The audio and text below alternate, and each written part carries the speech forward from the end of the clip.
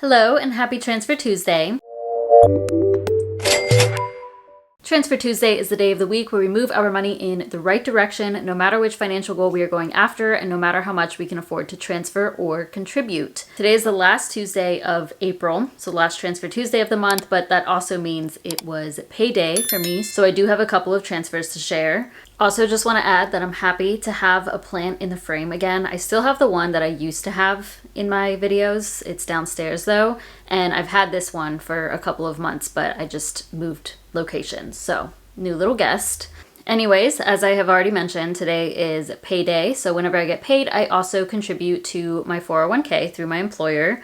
So as of right now, I'm contributing 31% of my paycheck to my 401k, and that is so I can max it out for the year. 31% of my salary is $911.40 from myself, and then my company matches 6%, so that's an additional $176.40 and a total of $1,087.80. Later this week, on Friday specifically, I will be uploading my April finance update video, so I will give y'all an update on the final balance of my 401k, all my other investments, and all my other savings in that video. But that's it as far as actual contributions. One other update is that today, earlier this morning, I did start the process of transferring my funds from M1 Finance to Vanguard. I've mentioned this a couple of times. So I think it was maybe 2 months ago, I got an email from M1 Finance saying, great changes coming to M1 Finance. And it was like, now everybody gets the plus membership. Whatever they had in the plus membership, now everybody gets. But if you have less than $10,000 with M1 Finance, you are charged a monthly fee.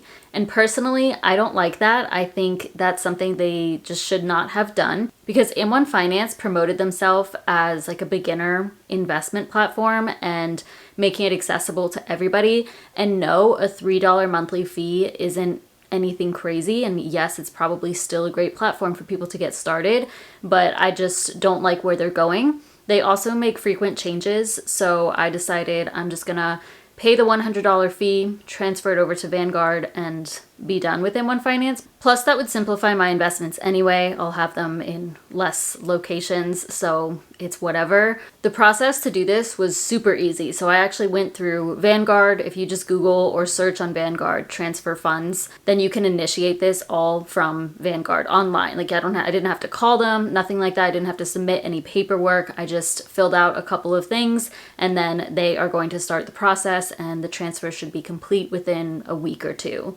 Everything that I have invested in M1 Finance is in a Vanguard fund anyway, a Vanguard ETF, so that is VTI. And now that's just going to be moved over to my Vanguard brokerage account, and I will keep y'all posted on when that gets moved over. I'm also hoping I can try to get the fee waived, so the $100 transfer fee from M1 Finance. I'm assuming they're just going to take it out of my investment, but I'm hoping maybe Vanguard will cover that. Somebody had commented that Fidelity would cover that fee, but I don't want to invest with Fidelity.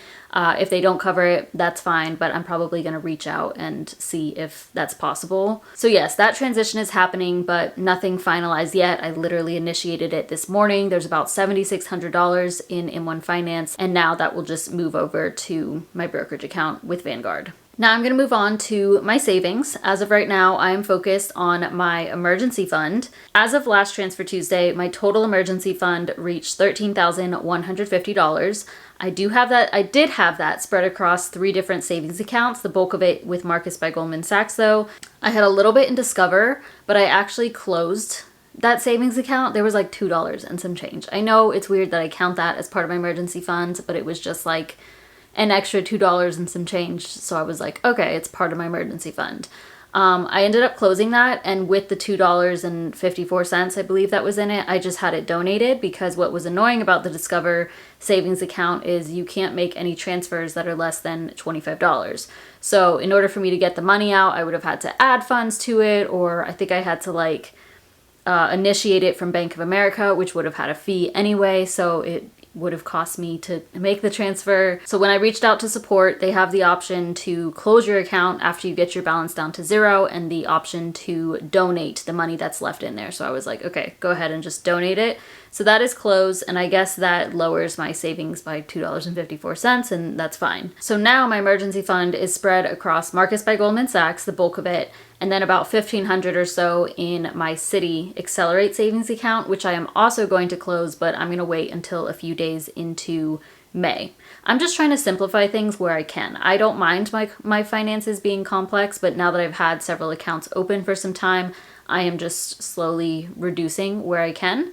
I opened the Citi Accelerate savings account for a bonus. I've had it for quite some time. I do still earn interest in that account, but it's just going to be easier to put it all into Marcus, so I'll transfer all those funds and then have them close it out, but I haven't started that yet. But as far as transfers go, I made a transfer this morning because I got paid, and I'm not going to make another transfer, so this is just counting as my transfer for Tuesday. And I transferred $500.01 from my Regions checking account because I am also closing that account. So I opened this quite some time, maybe a year ago, a little bit less than a year ago, for a bonus. I think it was a pretty big bonus too. If I remember correctly, it was $400 or $450, and I no longer want it. I no longer need it. I literally just have direct deposit coming here so that I can avoid the fee. And I feel comfortable now with closing it, that I've had it for quite some time. And so I pulled out everything that was in there, $500.01, transferred that to my emergency fund, and I will initiate closing this Regions checking account tomorrow. So that's the only transfer I've made to my emergency fund, and that's all I'm going to transfer, and it occurred on a Tuesday, so that's good. Let me go ahead and pop up my Transfer Tuesday tracker. Already mentioned my 401k, added $911.40, and quite a bit to go there. Emergency fund goal is $18,000. I lost $2.54 because I closed the Discover account. That's fine. I added the $500.01 today. So now my total emergency fund balance is $13,647.47, which means I am $4,352.53 from my goal. This will increase a little bit more by the end of today because the interest is going to accrue in my Marcus account, but that will be something to talk about in next week's Transfer Tuesday video, and also I will share the final balance in my emergency fund in my Friday video. So yes, that's everything for me today. I did have a lot more to talk about than I expected to. Please comment down below what you did to move your money in the right direction for today's Transfer Tuesday. Please give this video a thumbs up, subscribe if you haven't already, and I'll see you in my next one.